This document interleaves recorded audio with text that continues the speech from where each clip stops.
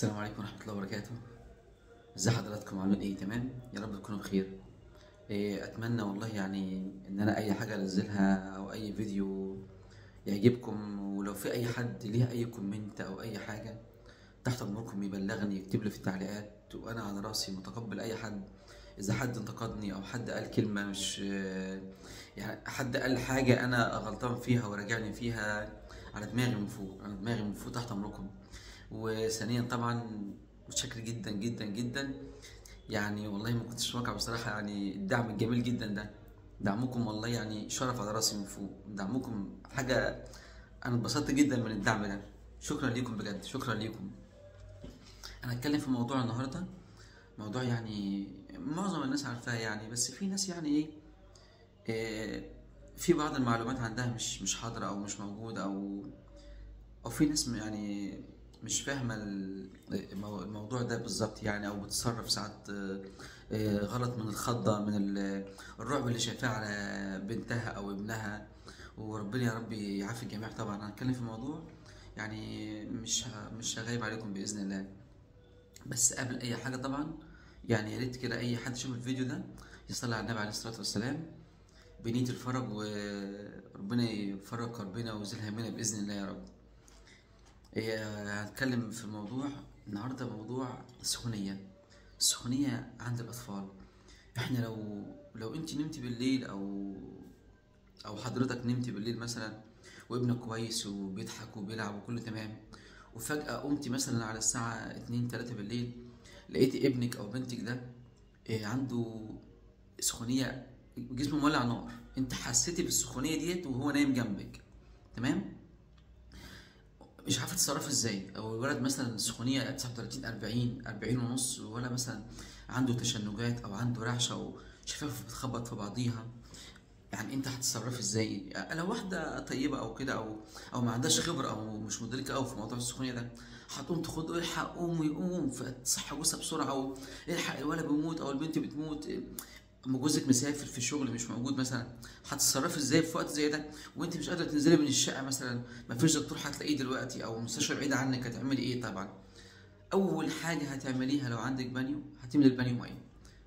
او عندك مثلا مفيش بانيو، تجيبي حاجه زي البلاستيكه البستيله الواسعه ديت، هتمليها ميه. وشرط ميه ما تكونش سخنه، ما تكونش، قصدي ميه ما تكونش ساقعه، ما تكونش ساقعه من الدش كده، لان شيء طبيعي تبقى الميه ساقعه والولد جسمه مولع نار. هتيجي ماسكه الولد حاطاه في تحت البانيو، الولد هيتخض، ممكن يحصل له حاجه، او البنت تتخض، لان الطفل مهما كان صغير مش مدرك او مش فاهم طبعا. فانت عشان تتصرفي بذكاء او بلطف مع الولد او البنت، هتجيبي مثلا البانيو ده، هتيجي ملياه ميه يا دوب يعني دافيه او فتره زي دمعه العين كده، تمام؟ وهتيجي مثلا لو الولد واقع، او هحطك في ميه يا حبيبي هتبقى كويس وكده، هتيجي حاطه الولد في ميه، تمام؟ واحده واحده هتحط الميه، تشيل الميه من البانيو وتحطيها على راسه من فوق، تشيل الميه وتحطها على راس الولد من فوق. الموضوع ده مش 10 دقايق ولا ربع ساعه ولا نص ساعه، الموضوع ده ممكن يبقى يعني ساعتين، ساعتين ونص، انت مش عارفه تعملي اي حاجه، فين وفين، واحده واحده، وانت الولد في البانيو بتحاولي تصفي الميه دي، تمام؟ وتفتحي الميه لما تبقى، بصي يعني الميه يا دوب يعني ايه، مرطبه كده، تمام؟ وهتسيبي الولد فتره كبيره جدا، فتره كبيره جدا على قد ما تقدري، ما تزهقيش ولا تملي، تمام؟ انت من نفسك هتحسي ان الولد هدى او البنت هدت، وبقت يعني ايه، التشنجات بدات تخف من عندها، احسن شويه الحمد لله رب العالمين، تمام؟ بعد كده، بعد مثلا الوقت ده الساعه او الساعتين او الساعتين ونص، لما انت برضه بني ادم مننا يعني كله نظر، بيبقى شايف او مدرك الولد ده كان سخن بقى عامل ازاي، ودلوقتي الحمد لله بقى عامل ازاي كده، بتطلعي الطفل ده او الطفله دي من الميه مثلا، تمام؟ بتاخديها مثلا على السرير، ويا ريت لو في كمادات، يعني انا شخصيا ما افضلش كمادات الجل، وماشيه من عندك وميه من الحنفيه، تمام؟ وهتعملي كمادات. كمادات فين؟ كمادات على القوره، طبعا الناس كلها عارفه القوره، تحت البط، تحت عند فخده من تحت كده، او فخدتها من تحت، تمام؟ تحط كمادات وتتابعيها دايما. مش في ناس ممكن تحط الفوطه او القماشه وتنساها، مشغوله بقى في حاجه، قامت تعمل حاجه، الولد استريح والبنت تستريح، خلاص اقوم اخلص اللي ورايا بسرعه كده او اروق حاجه في الشقه وارجع تاني، لا، تبقى قاعده جنب الولد او قاعده جنب البنت، تمام. كل شويه ابل الفوطه واعصرها حاجه بسيطه واحطها في الاماكن اللي انا قلت عليها ديت، تمام. اهم حاجه على قد ما تقدري الطفل ده يشرب ميه، شربيه ميه، شربيه ميه كتير جدا.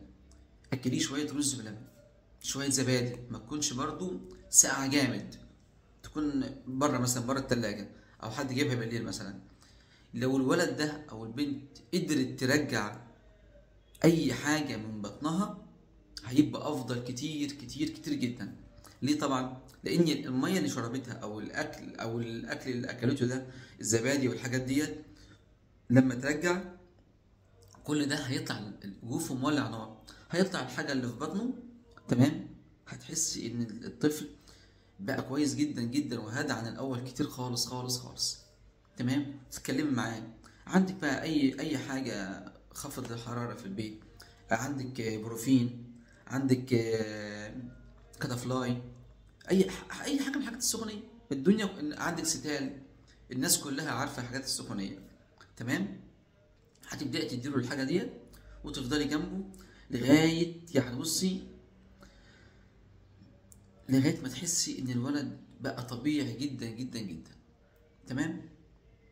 بعد كده الولد هينام اكيد، هو طبعا يعني من النار اللي كان في جسمه والحمو اللي كان في بطنه ده، في جوفه ده، بعد كل ده هيبقى الولد اتفرهد او تعب او اتبهدل، شيء طبيعي هينام، تمام. باذن الله على ما يطلع الصبح كده هتحس ان الولد بقى كويس.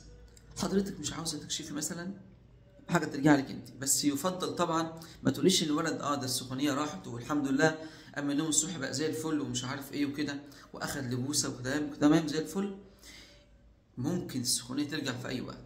مناعه الطفل دايما غير مناعه الكبير. وبغض النظر عن موضوع المناعه، طالما ابني انا حاسه ان هو بقى كويس وانا عندي امكانيه ان انا اكشف او اطمن عليه، اوديه اكشف عليه واطمن عليه، هنشوف الدكتور هيقول لي ايه. انا ما خسرتش حاجه، هو الكشف، وربنا يا رب يعني يرزق الجميع ويوسع رزق العباد كلها يا رب. تكشف هتطمن عليه، هيديله علاج وتقول للدكتور والله انا عملت كذا كذا كذا، اديته كذا، علشان برضه يبقى الدكتور فاهم انت عملت ايه او اديته ايه، تمام. يعني انا اتمنى ان ما يكونش يعني الفيديو طويل او ضايقكم، والله انا يعني ان شاء الله الفتره الجايه هتشوفوا مني فيديوهات كويسه خالص باذن الله. واي حد عنده اي كومنت على كلامي، في حاجه في اسلوبي الفيديو نفسه، في حاجه انا غلطان في اي حاجه في كلامي ده، يعني التعليق اللي انت هتسيبهولي او هتكلمني خاص او حاجه، على دماغي من فوق. ده شرف ليا طبعا، شرف ليا. وانا طبعا دي حاجه ما تزعلنيش خالص، بالعكس دي حاجه تفرحني جدا جدا جدا. وانا سعيد خالص ان عندي متابعين محترمين زي حضراتكم، وان انا عندي متابعين يعني بيدعموني وبيقفوا جنبي وبيقفوا في ظهري. انا متشكر قوي ليكم ودعمكم، والله يعني تاج على راسي من فوق. طبعا ما اقدرش اقول اي حاجه، بس يعني عشان ما اضايقكمش ولا اتكلم كتير، انت يعني لو اي حد شاف الفيديو يعمل اشتراك في القناه بس، يعني اشتراك في القناه ويعمل لايك. مش عاوز تعمل لايك مش مشكله عادي، اعمل اشتراك في القناه بس، تمام. وانا سعيد ان انا اتكلمت مع حضراتكم، ويا رب يكون الفيديو ده يعني طلعت منه بمعلومه حتى لو بسيطه جدا. وانا متشكر قوي. السلام عليكم. السلام عليكم.